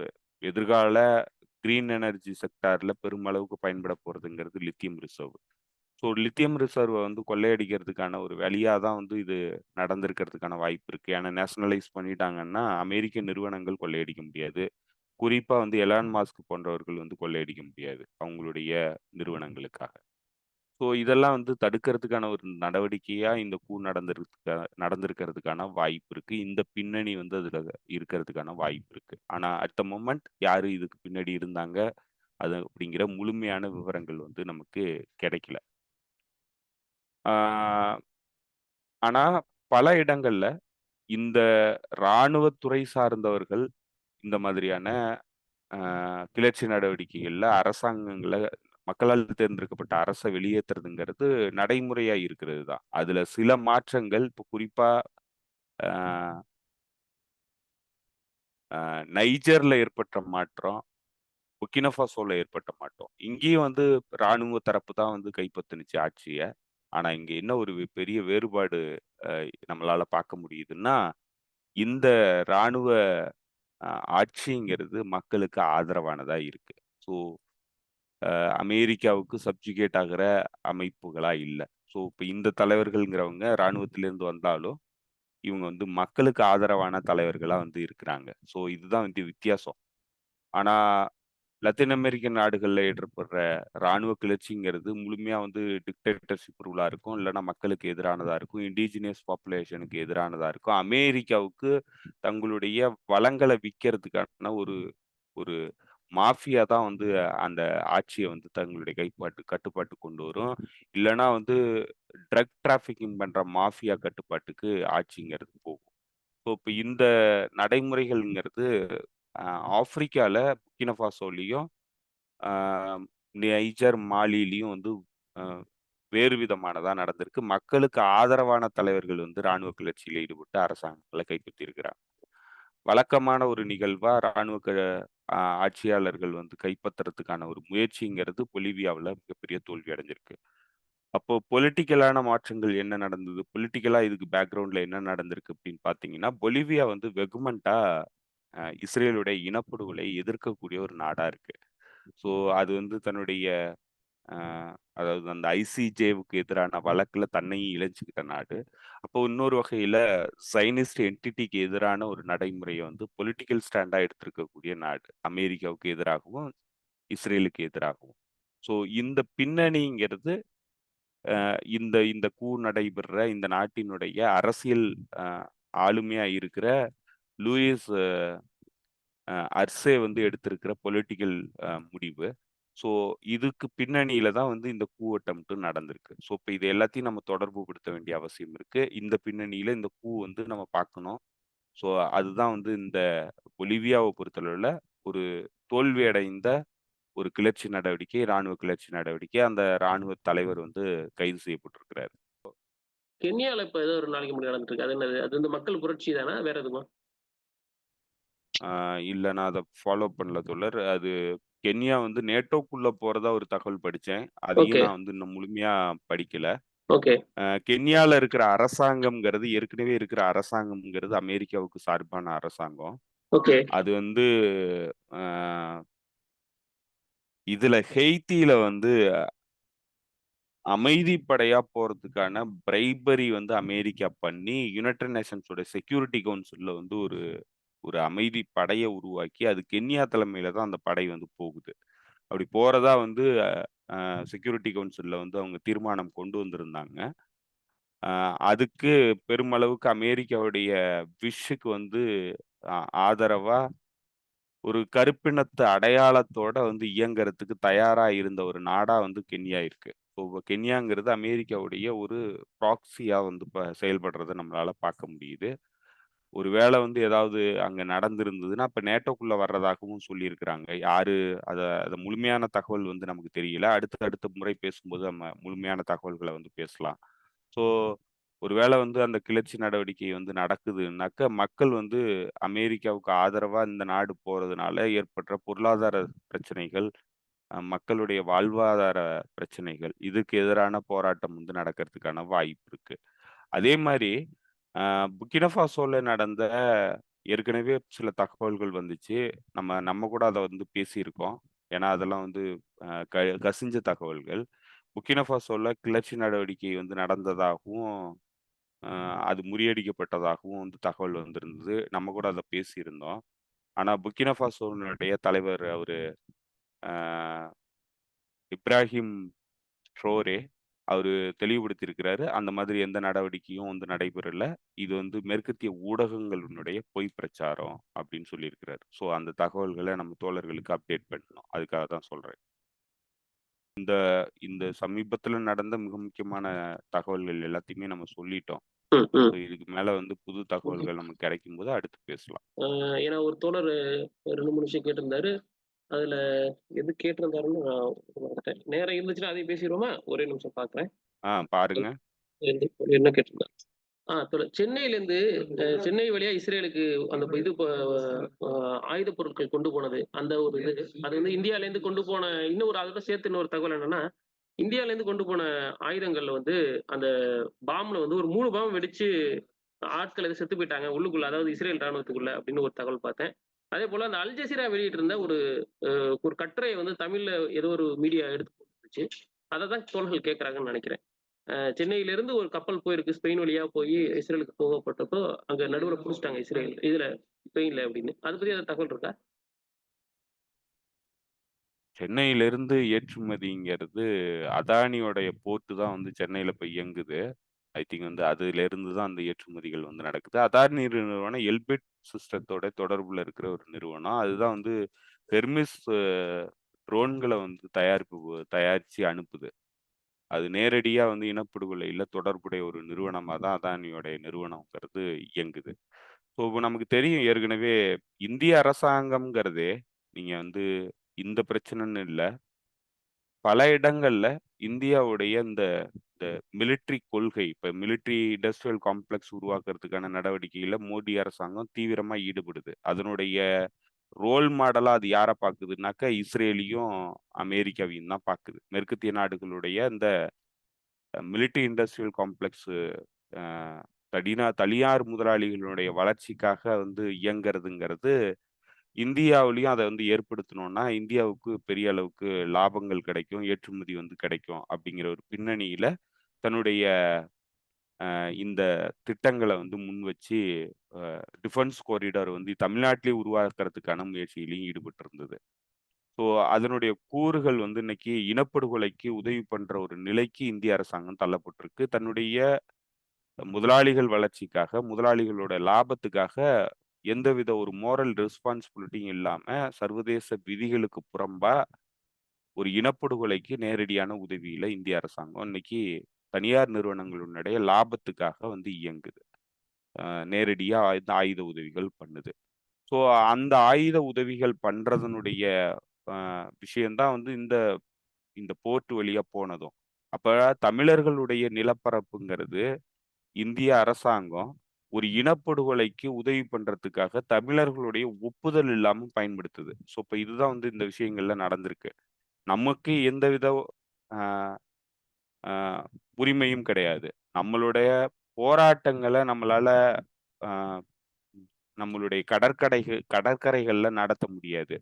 ஆனா, நம்மளுடைய கடல் பரப்பு, நம்மளுடைய துறைமுகங்கள் ஒரு இனப்படுகொலைக்கு எங்கேயோ இருக்கிற ஒரு நாட்டினுடைய ஆதிக்கத்திற்காக பயன்படுத்துறதுக்கு நம்மளுடைய கடற்கரையும், நம்மளுடைய துறைமுகங்களும் பயன்படுது. நம்மளுடைய விருப்பத்துக்கு மாறா. யாரும் வந்து தமிழர்கள் வந்து இந்த இனப்படுகொலைய ஆதரிக்கிறவங்க கிடையாது. ஸோ நம்மளுடைய விருப்பத்துக்கு மாறா இந்திய அரசாங்கம் நம்மளுடைய அ நிலத்தையும் சரி, நம்மளுடைய வளத்தையும் சரி, ஒரு தனியார் நிறுவனம், குஜராத்தி தனியார் நிறுவனம் அதனுடைய லாபத்துக்காக பயன்படுத்துறதுக்கு அனுமதிக்குது.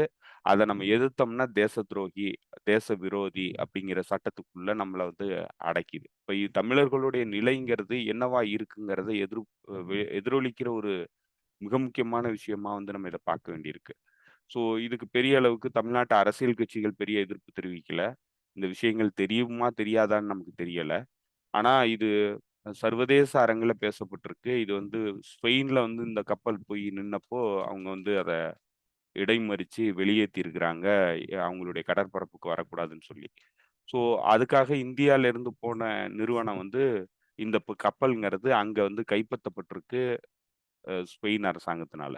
ஸ்பெயின் அரசாங்கம் கூட வந்து இத தடுக்கிறதுக்கான நடவடிக்கையில ஈடுபடுது. ஆனா, இந்திய அரசாங்கம் முழுமையா உதவி பண்ணி ஒரு இனப்படுகொலை நடத்துறதுக்கு நம்மளுடைய தமிழர்களுடைய கடல் பரப்ப பயன்படுத்துது. தமிழர்களுடைய வளங்கள பயன்படுத்துது. ஸோ, இது வந்து ரொம்ப ரொம்ப அ அன்எத்திக்கலான ஒரு விஷயம். அறம் சார்ந்தது கிடையாது. தமிழர்கள் அறம் சார்ந்து இருக்கக்கூடியவங்க. அதுக்கு விரோதமா இந்திய அரசாங்கம் மார்வாடிகளுடைய நலனுக்காக, குஜராத்திகளோட நலனுக்காக வந்து நம்மள வந்து அ நம்மளுடைய வரலாறுல வந்து கரி பூசுற ஒரு நிகழ்வா வந்து நம்ம பார்க்க வேண்டியதா இருக்கு. ஸோ இந்திய அரசாங்கத்திற்கு இது மோடி அரசாங்கத்துக்கு தான் இந்த திட்டம் இருக்கா? இல்ல மோடி அரசாங்கம் தான் இத வந்து இப்படி பண்ணுதான்னு பார்த்தீங்கன்னாக்கா, இதுக்கு பிரசிடென்ட் இருக்கு. இந்தியாவுடைய வெளியுறவுத்துறையும் சரி, இந்தியாவுடைய பாதுகாப்பு துறையும் சரி, நமக்கு எதிரா தான் வந்து இயங்குது. இனப்படுகொலையில பங்கெடுக்கிறது இது முதல் முறை கிடையாது. நேரடியா தமிழர்களுக்கு எதிரான இனப்படுகொலையில 87ல அமைதிப்படைய அனுப்பிச்சு இனப்படுகொலை குற்றத்துல ஈடுபட்டுச்சு. அதே மாதிரி திரும்ப 2009ல நடந்த இனப்படுகொலை போர்ல நேரடியா உதவி பண்ணுச்சு இந்திய அரசாங்கம். ஸோ, இப்ப இந்திய அரசாங்கத்தினுடைய இந்திய எலைட் செக்ஷனுடைய நேச்சராவே என்னவா இருக்குன்னா, இனப்படுகொலைக்கு உதவி பண்றத தொடர்ந்து தன்னுடைய வெளியுறவு கொள்கையாகவும், தன்னுடைய ராணுவ கொள்கையாகவும் இந்தியா வந்து வச்சிருக்கு. ஸோ, இதுதான் வந்து நம்ம பார்க்க வேண்டியிருக்கு. இது எங்கிருந்து இன்ஸ்பயர் ஆயி இந்த இதெல்லாம் வந்து வருதுன்னா, அமெரிக்கா, மேற்குலக நாடுகளுடைய ஆதிக்கத்திலிருந்து இன்ஸ்பயர் ஆகி வருது. இந்திய அரசாங்கம் ஒரு ஆதிக்க சக்தியா இந்த பகுதியில இருக்கிறதுக்கான அ வெளியுறவு கொள்கைய வந்து ஃபாலோ பண்ணுது. அது வந்து ஒரு ஒரு மியூச்சுவல் ரெஸ்பெக்ட்ல உறவுகள வளர்க்கறதுக்கான திட்டங்கள்ல ஈடுபடல. அதனுடைய வெளியுறவு கொள்கைங்கிறது அந்த பேஸ்ல வந்து உருவாகல. நீங்க பார்த்தீங்கன்னா தெரியும். நீங்க வந்து மாலத்தீவுல அது ஃபாலோ பண்ற கொள்கைகளா இருந்தாலும் சரி, இல்ல இலங்கையில ஃபாலோ பண்ற கொள்கையா இருந்தாலும் சரி, பங்களாதேஷ் கூட வச்சிருக்கிற உறவுகளா இருந்தாலும் சரி, நேபாளத்து கூட கிரியேட் பண்ற உறவுகளா இருந்தாலும் சரி, இந்த பகுதியினுடைய ஹிஜோமோனிக் நேச்சர்ல தான் வந்து இந்திய அரசாங்கம் ஈடுபடுது. அது வந்து ஒரு ஆதிக்க சக்தியா அந்த பகுதியில வலம் வர்றதுக்கான முயற்சியிலே ஈடுபடுது. அதனுடைய வெளியுறவு கொள்கை அந்த மாதிரி தான் வடிவமைக்கப்படுது. ஸோ இந்த பின்னணியில தான் இந்தியாவுடைய கொள்கைகள் வந்து வடிவமைக்கப்பட்டு, தமிழர்களுக்கு எதிரான இனப்படுகொலைன்னு நேரடியா உதவி பண்ணுச்சு. இன்னைக்கு பலஸ்தீனியர்களுக்கு எதிரான நேரடி இனப்படுகொலையில வந்து நேரடியா பங்கெடுக்குது. ஸோ இது வந்து கொள்கை சார்ந்த பிரச்சனை. இந்திய வெளியுறவுத்துறையினுடைய கொள்கை சார்ந்த பிரச்சனை. இப்ப இந்திய வெளியுறவுத்துறை யாரால கட்டுப்படுத்தப்படுதுன்னாக்க, நம்ம வெளிப்படையா சொல்லலாம். பெரும்பாலும் தென்னிந்திய பார்ப்பனர்களால கட்டுப்படுத்தப்படுற துறை தான் வந்து வெளியுறவுத்துறை. அதனுடைய கொள்கைகள் தான் தமிழர்களுக்கு எதிரானது. அதனுடைய கொள்கைகள் தான் இஸ்லாமியர்களுக்கு எதிரானது. அதனுடைய கொள்கைகள் தான் வந்து உலகத்துல இருக்கிற பாதிக்கப்படுற மக்களுக்கு எதிரான கொள்கைகள தொடர்ந்து தன்னுடைய வெளியுறவு கொள்கையா வச்சிருக்கு. அதுதான் தன்னுடைய வெளிநாட்டுல வந்து இந்தியாவினுடைய முகமா வந்து வெளிப்படுறதும் இந்த தென்னிந்திய பார்ப்பனர்களுடைய கொள்கை தான் வந்து இந்தியாவினுடைய முகமாவே வந்து வெளிப்படுது. ஸோ இது ரொம்ப ரொம்ப ஒரு கருப்பு புள்ளின்னு நம்ம சொல்லலாம். இந்திய வரலாறுல இந்தியாங்கிறது ஒரு அடிமைப்பட்டிருந்த நாடு. காலனி ஆதிக்கத்துல அடிமைப்பட்டிருந்த நாடு. அதிலிருந்து விடுதலைக்காக நான் அலைன் மூவ்மெண்ட்ன்னு உலகத்துக்கு ஒரு ஒரு உதாரணமா திகழ்ந்த நாடு. இன்னைக்கு ஒரு இனப்படுகொலைக்கு நேரடியா உதவி பண்ணுது. அதுக்கு தென்னிந்திய பார்ப்பனர்கள் கொள்கை வடிவமைப்பாளர்களா இருக்கிறாங்க. அவங்க தான் வந்து இ ஈழ இனப்படுகொலையில தொடங்கி இன்னைக்கு இந்த பலஸ்தீனியர்கள் இனப்படுகொலை வரைக்கும் வந்து உதவி பண்ற கொள்கைகளை வடிவமைப்பாளர்களா இருக்கிறாங்க. நீங்க இந்த எக்கனாமிக் காரிடார், அதாவது டிஃபென்ஸ் காரிடார் வந்து உருவாக்குறதுக்கு திட்டமிட்டு அந்த நடைமுறைகளை வந்து கொண்டு வந்தது வந்து நிர்மலா சீதாராமன். நிர்மலா சீதாராமன் பல வகையில இந்தியாவுடைய கொள்கைய மேற்குலகத்துக்கு அடகு வைக்கிற வேலையில வந்து தொடர்ந்து ஈடுபட்டு இருக்காங்க. ஸோ நிர்மலா சீதாராமன் யாருன்னு புரிஞ்சுக்கணும்னா, நிர்மலா சீதாராமனுக்கு கொடுக்கப்படுற இம்பார்ட்டன்ஸ் என்னங்கிறத புரிஞ்சுக்கணும் மோடி அரசாங்கம். இப்போ மோடி அரசாங்கத்துக்கு நிர்மலா சீதாராமனை விட வெவ்வேறு மக்கள் மத்தியில ஆதரவு இருக்கக்கூடிய, மக்கள்ட்ட இருந்து வெற்றி பெற்று வரக்கூடியவர்களை வந்து பொறுப்பான பதவிகளுக்கு கொண்டு வரதுக்கான வாய்ப்பு இருந்தாலும், அத எல்லாத்தையும் நீக்கி மிக முக்கியமான பொறுப்பு வந்து நிர்மலா சீதாராமனுக்கு கொடுக்கப்படுறதனுடைய பின்னணி என்ன அப்படிங்கிறத நீங்க பார்த்தீங்கன்னா, நிர்மலா ராமனுடைய கொள்கை வடிவமைப்பு, அவங்க என்னென்ன வேலை பண்ணியிருக்கிறாங்க அப்படிங்கிறத நீங்க பார்த்தீங்கன்னா, உங்களுக்கு தெளிவா புரிஞ்சுக்க முடியும். முதல்ல வர்த்தக அமைச்சரா வந்தாங்க நிர்மலா சீதாராமன். நிர்மலா சீதாராமன் வர்த்தக அமைச்சரா வந்த அந்த காலகட்டத்துல தான் WTO உடைய மிக முக்கியமான ஒப்பந்தம். உணவுப் பொருட்களுக்கு மானியம் வழங்குறதுக்கு நீண்ட நெடு நாட்களா வந்து இந்தியா வந்து எதிர்ப்பு தெரிவிச்சுக்கிட்டு இருந்துச்சு. அந்த மானியம் வந்து நாங்க குடுப்போம். எங்களுடைய மக்கள் வந்து இன்னும் வறுமை கோட்டுக்கு கீழ இருக்கிறாங்க. அவங்க மேல் வர்றதுக்கு நாங்க இந்த மானியத்த வந்து கண்டிப்பா குடுப்போம். அப்படிங்கிறத வந்து ப்ரப்போஸ் பண்ணிக்கிட்டு இருந்த நாடுங்கிறது, அட்வொகேட் பண்ணிக்கிட்டு இருந்த நாடுங்கிறது இந்தியா தான். இப்ப இந்தியாவ நம்பி அ அதாவது குளோபல் சவுத் நாடுகள், குறிப்பா வந்து ஆப்பிரிக்கால இருக்கிற உணவு பாதுகாப்பு இல்லாத பல நாடுகள் வந்து இந்தியாவினுடைய அரவணைப்புல தான் அதுல வந்து WTOல வந்து அந்த வாதங்கள வந்து வச்சு தங்களுடைய உணவு பாதுகாப்புங்கிறத உறுதிப்படுத்திக்கிட்டு இருந்தாங்க. சடனா இந்த அம்மா வந்த உடனே, இந்த அம்மா யாருகிட்டயும் சொல்லாம நேரடியா போயி அந்த இவங்க கூட கூட இருந்து இத்தனை ஆண்டு காலம் வந்து அத பாதுகாக்கிறதுக்காக உதவி பண்ணிக்கிட்டு இருந்த ஆப்பிரிக்கன் நாடுகளுடைய ரெப்ரசன்டேட்டிவ்ஸ் கூட வந்து யார் கூடயும் வந்து இது பண்ணாம நேரடியா போயிட்டு ஒப்பந்தத்துல கையெழுத்து போட்டு வந்துட்டாங்க. அத ஒத்துக்கிட்டு. மேற்குலக ஆ நாடுகள் சொன்ன தோழர், கண்டிஷன ஒத்துக்கிட்டு இதுல நான் கொஞ்சம் எலாபரேட்டா சொல்லிறணும்னு நெனைக்கிறேன். இந்த ஒரு குறிப்பிட்ட விஷயத்த. என்ன நடக்குதுன்னா, WTOல வந்து அதுக்கு பிஃபோரா வந்து ஆனந்த் சர்மான்னு ஒருத்தர் இருந்தாரு காங்கிரஸ் பீரியட்ல. அ அதுக்கு பிஃபோரா இன்னும் வந்து நீங்க 2004 சமயத்துலலாம் பார்த்தீங்கன்னா, தோஹா ஒப்பந்தம் தொடங்குது 2000 துவக்கத்துல. ஏன்னா அந்த WTO விவசாயிகள்னு சொல்லும்போது அது கொஞ்சம் டீட்டெயிலா சொல்லிட்டா நல்லா இருக்கும்னு நெனைக்கிறேன். முரசொலி மாறன் வந்து அப்ப அந்த பதவியில இப்ப நிர்மலா சீதாராமன் 2014ல இருந்த பதவியில முரசொலி மாறன் இருந்தாரு. அப்ப போய் அவர் பேசிட்டு வரும்போது, "இல்ல இத நாங்க ஒத்துக்க முடியாது. குளோபல் சவுத் வந்து எப்பவுமே வந்து எங்களோட நீங்க சொல்றத நான் கேட்க முடியாதுன்ற மாதிரி ஒரு இதுல பேசிட்டு வந்துட்டாங்க. அதன் பிறகு காங்கிரஸ் பீரியட்ல வந்து 2014 வரைக்கும் அத இழுத்துக்கிட்டே இருந்தாங்க. ஆனந்த் சர்மான்னு ஒருத்தர். அதுக்கப்புறம் இவங்க ஆட்சிக்கு வந்து 2014ல ஒரு இதுல பாராளுமன்றத்திலே பேசுறாங்க. WTOல வந்து அ 3ஆம் உலக நாடுகள் வந்து என்ன முடிவு எடுக்குதோ அதுதான் நடக்கும். நாங்க வந்து மேற்குலக நாடுகள் சொல்றத கேட்க முடியாதுன்னு இவங்க சொல்றாங்க. சொன்ன பிறகு ஒபாமா வந்து மோடிய வர சொல்றாரு அமெரிக்காவுக்கு.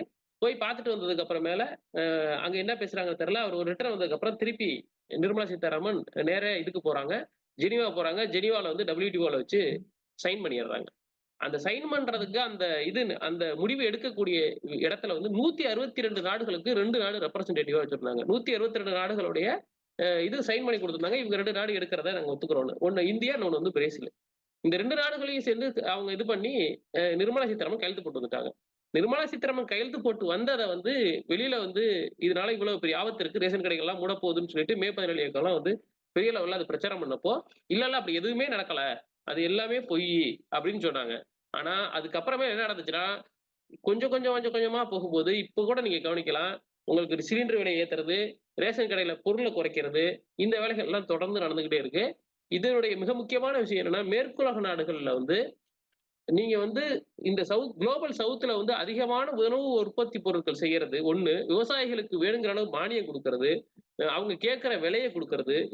இந்த வேலைய நீங்க செஞ்சீங்கன்னா, குளோபல் நார்த்ல இருக்கக்கூடிய எங்களுக்கு வந்து எங்களுடைய விவசாயிகளுக்கு வந்து உரிய வருமானமும், உரிய விளைச்சலும் இருக்கும்போது அத நடத்த முடியாது. அப்படின்னு சொல்லி கொடுக்கப்பட்ட மேற்குலகத்தால் கொண்டு வரப்பட்ட ஒரு சூழ்ச்சியான திட்டம் தான் இது. அதத்தான் இவங்க கையெழுத்து போட்டு வந்திருக்காங்க. இப்ப நம்ம ஃபேஸ் பண்ணக்கூடிய நீட் பிரச்சனைக்கும், கல்விக்கு இவங்க தான் போய் கையெழுத்து போட்டு வந்தாங்க. டிசம்பர் 2015ல 10ஆம் தேதி நைரோபில நடந்த இடத்துல.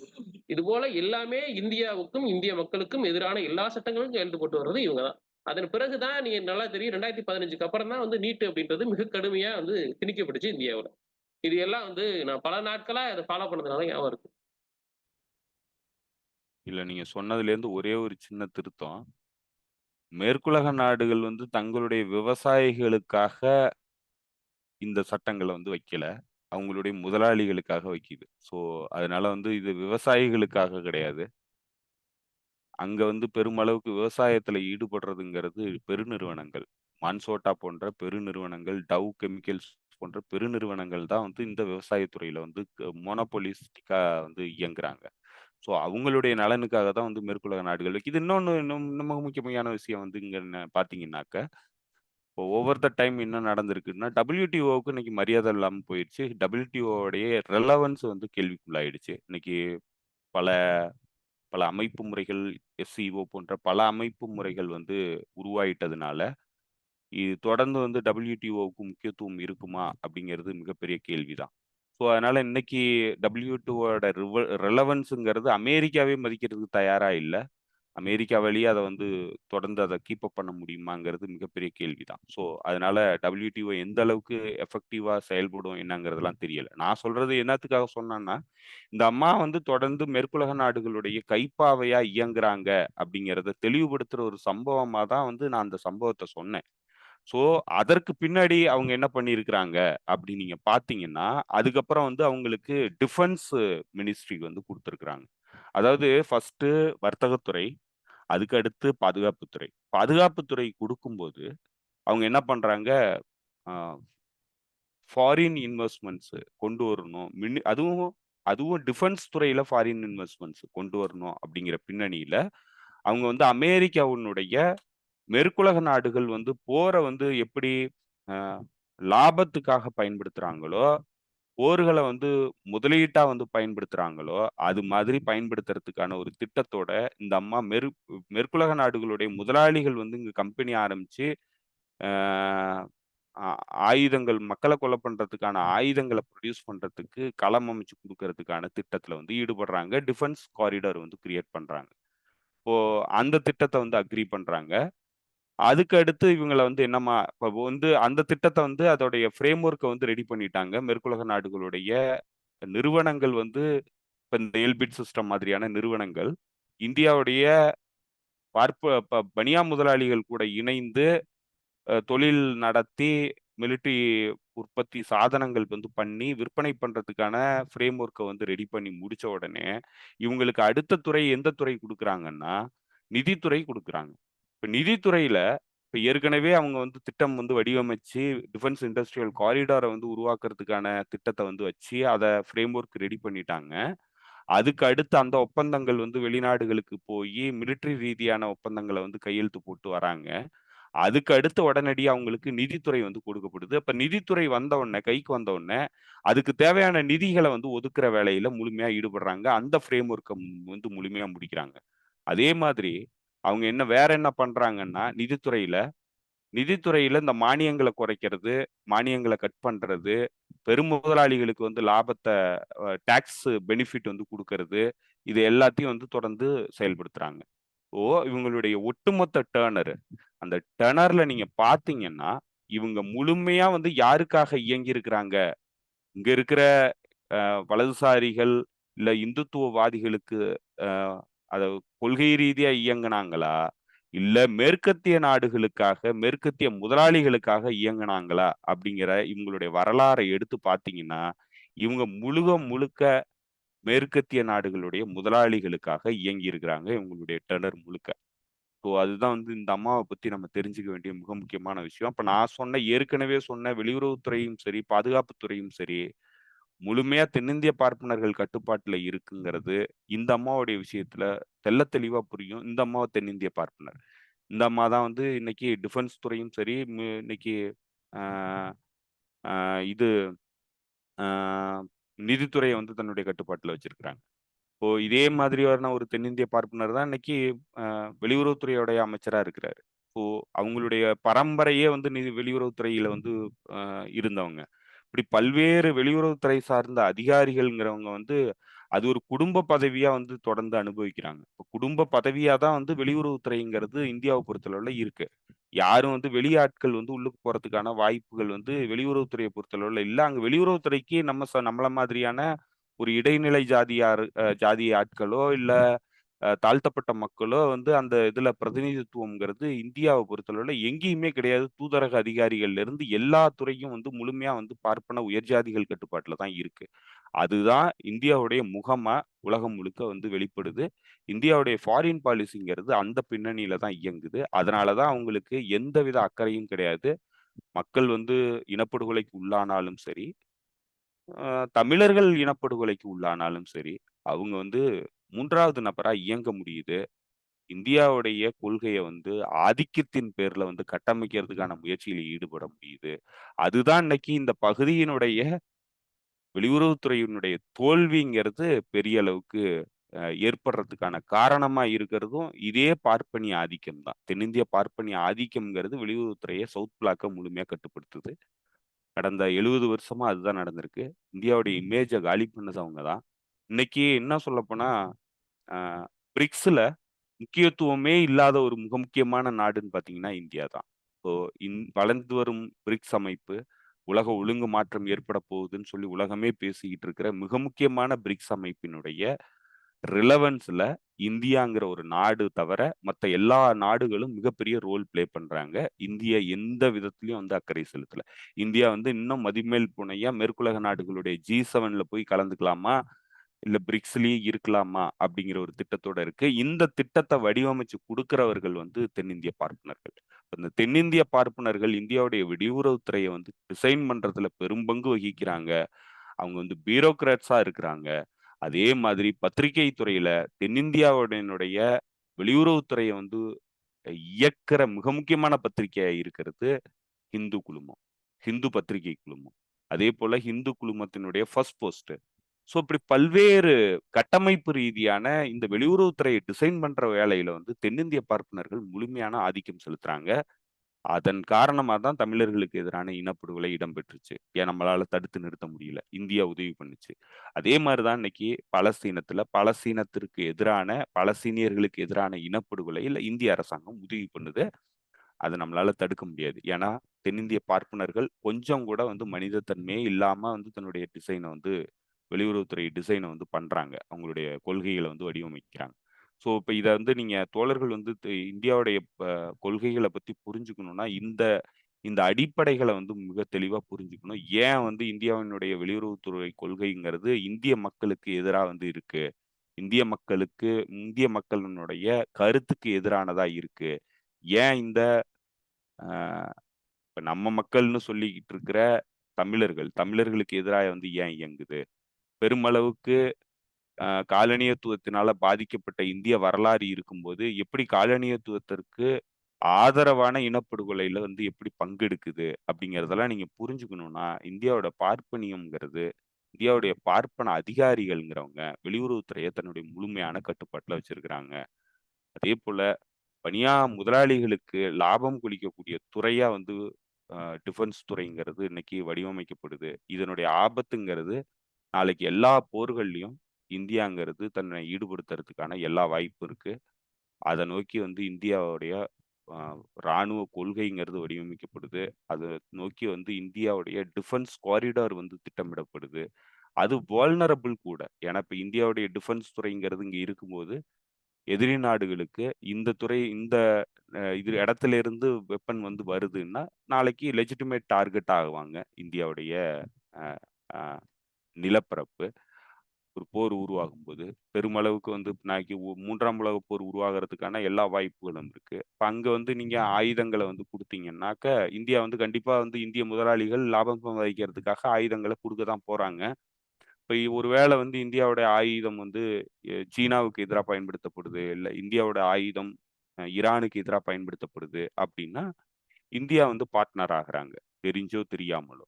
ஸோ, அதனால வந்து இந்த 3ஆம் உலகப் போருங்கிற ஒரு மிக முக்கியமான ஒரு காலகட்டத்த நோக்கி உலகம் நகர்ந்துகிட்டு இருக்கிற இந்த சூழ்நிலையில, அமெரிக்காவுடைய திட்டமான முதலாளிகள் நலனுக்கு வந்து சார்பான இந்த டிஃபென்ஸ் காரிடார்ங்கிற திட்டத்தின் மூலமா, தனியார் முதலாளிகள் வந்து லாபம் கொளிக்கிறதுக்காக உருவாக்கி இருக்கிற இந்த திட்டம்ங்கிறது, நம்மளுடைய செக்யூரிட்டிய மிகப்பெரிய டேஞ்சருக்கு கொண்டு வருது. இப்ப இவங்க எங்க வந்து இந்த டிஃபென்ஸ் இண்டஸ்ட்ரிய வந்து உருவாக்குறதுக்கான முயற்சியில ஈடுபடுறாங்கன்னா, தமிழ்நாட்டுல உருவாக்குறதுக்கான முயற்சியில ஈடுபடுறாங்க.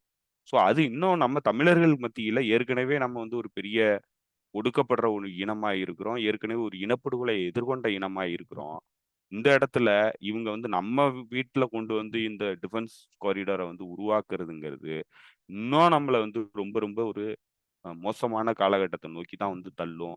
ஏன்னா, இவங்க பண்ற திட்டங்கள், இவங்க உருவாக்குற திட்டங்கள் எல்லாமே, தமிழர்கள எந்த வகையிலும் பாதுகாக்கக்கூடிய திட்டங்கள் வந்து இவங்க வைக்கல.